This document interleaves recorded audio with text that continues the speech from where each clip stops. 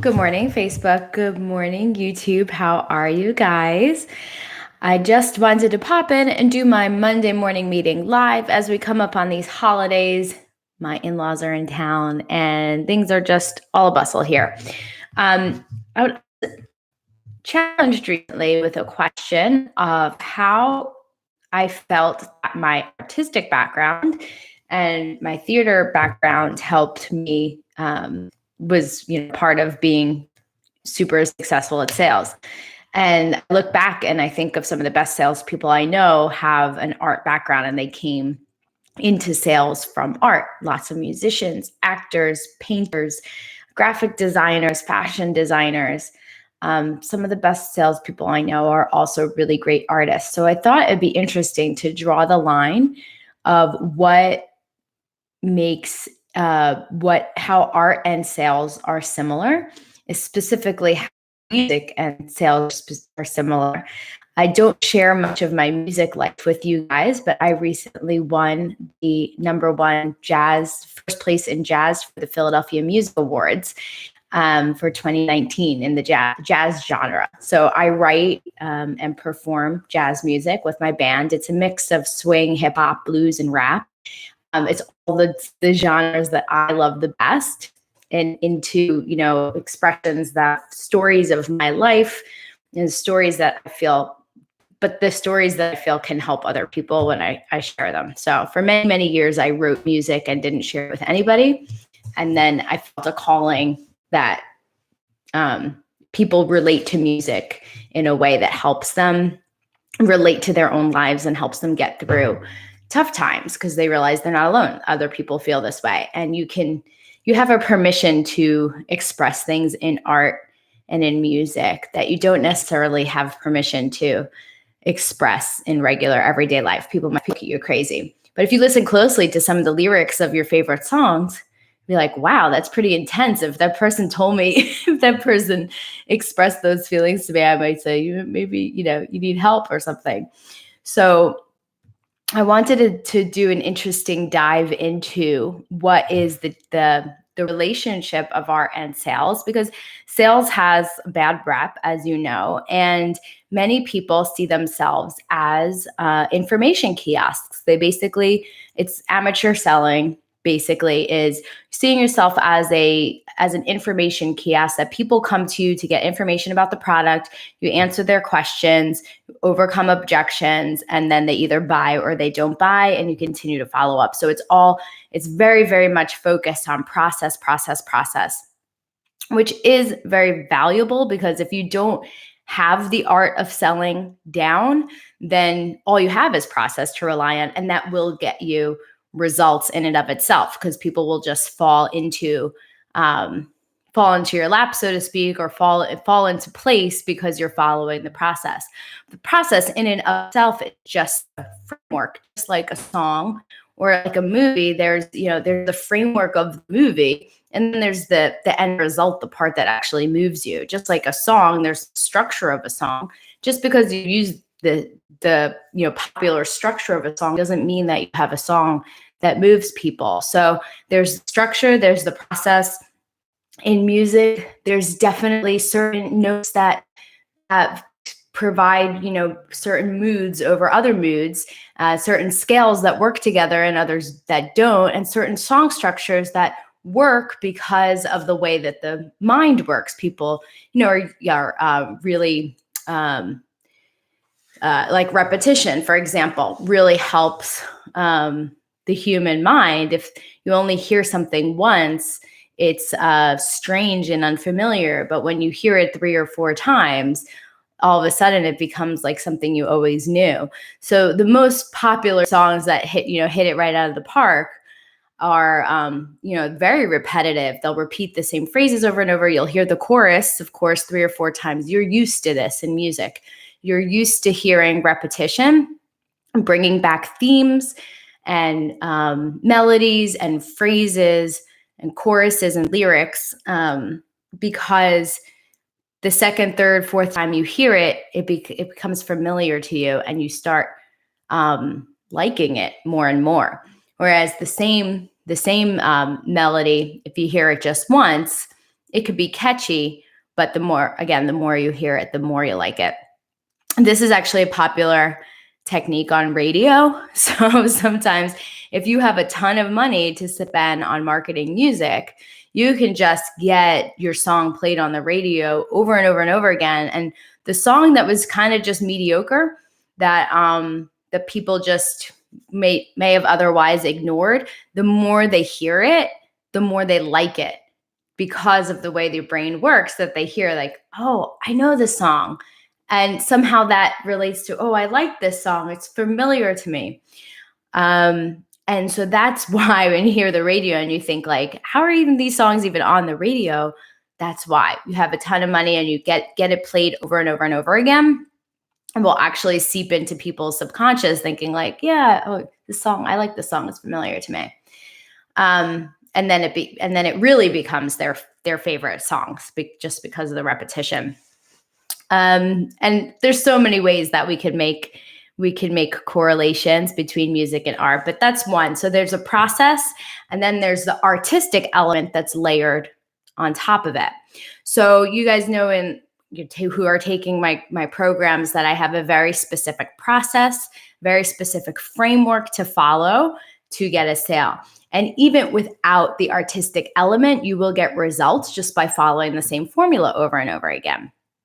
But that can be difficult. It can be tiring. It can be time consuming. After a while, it just gets boring. So that's ultimately what leads to burnout and sales, right? It's just plain boring, following up with the same messages to people and giving the same pitch over and over again and getting the same questions every single time.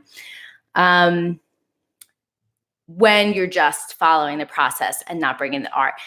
When you're just, see yourself as an information kiosk, I just have to deliver this thing X number of times and I'll get some kind of predictable results.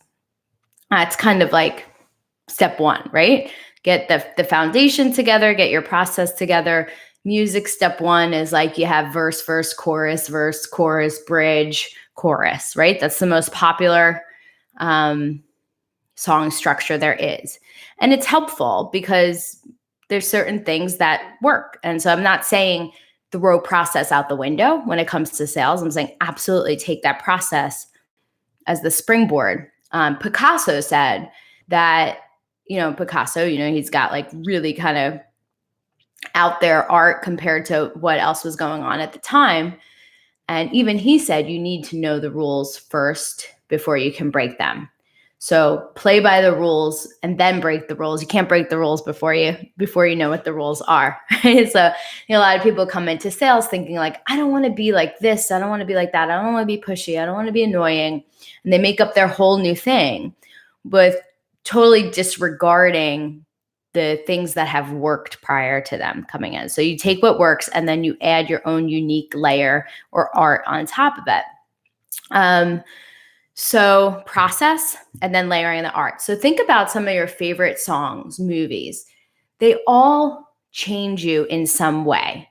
There's something that happened in the course of the song, which is a very short period of time to change someone, like 3.5 minutes or 3 minutes, 20 seconds is a radio cut.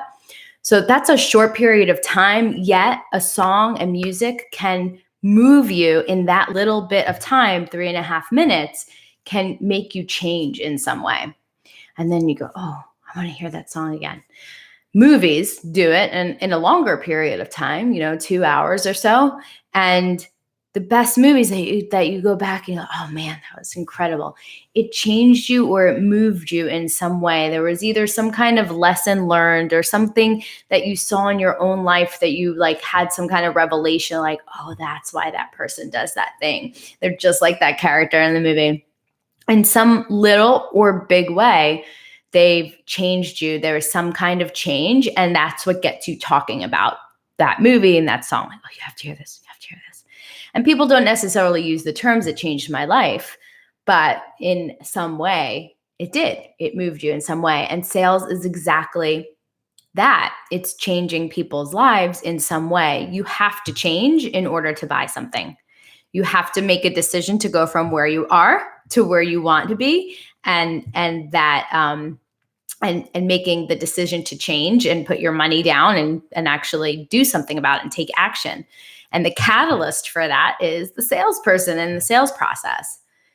So when you think about that in movies and like the structure of a movie or a song, you think about there's an introduction, right? You introduce the characters, and then there's some kind of conflict, and then there's a resolution, and then there's a denouement.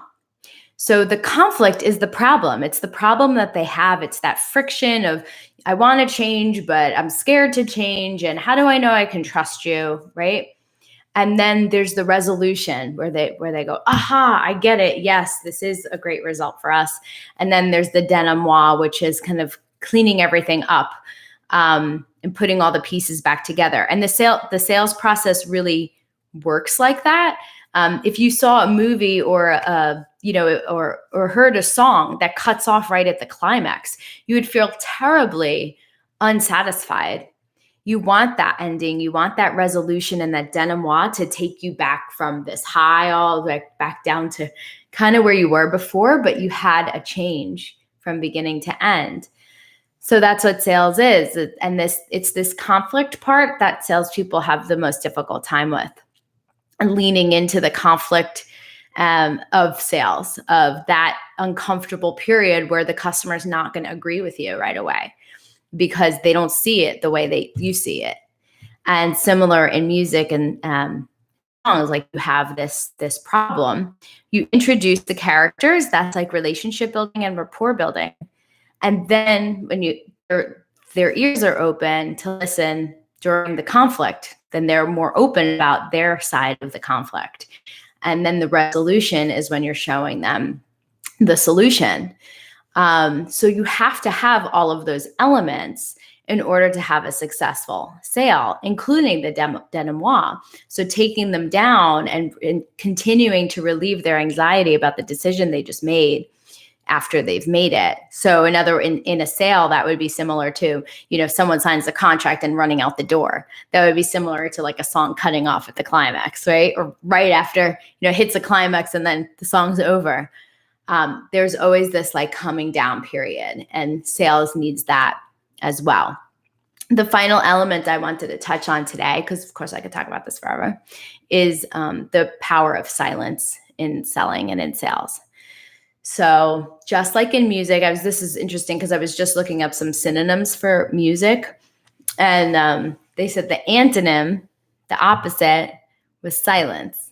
And I was like, no, I can't disagree with that more. In fact, we talk about music a lot, how the most important part of the powerful part of music is the silence. So it's just, deliberate silence right there for you. But you see how you listened all of a sudden because there was a little bit of silence. And so silence in music is really powerful because it like gives you a break from the notes. It gives your ear a break. It lets you digest what just happened. And it kind of lets you fill in the blanks between the two pieces.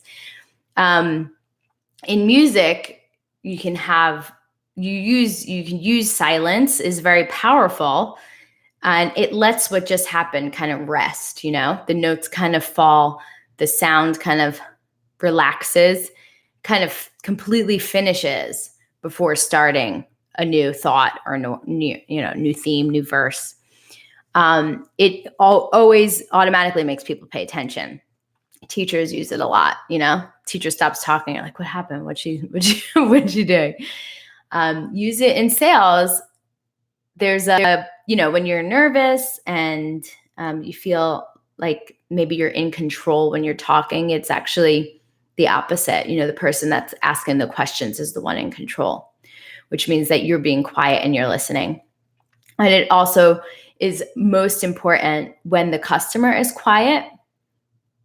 Let's say you ask the customer a question and they answer, or they're trying to think of an answer, that you don't jump in and try to answer it for them or help them in any way. So it's okay for the customer to be silent. It's definitely okay for you to be silent. they're having a thought process that's very important. They need to go through their own thought process in order to put together their thoughts and to evaluate this decision. And as soon as you talk, you interrupt that. And that's absolutely necessary in order for them to make a decision. So I'll leave you with all of that today, and I will see you next week. I think we're on meeting 47, which means we're almost at 52, and I promised 52 weeks of lives. I think after 52, I'm just going to jump in and do them at will, whenever I feel like it, whenever I feel like I have something important to say. And I'll do them on YouTube, and I'll do them in my Facebook groups. So come on and join me in one of those groups if you want to get a notification when I go live.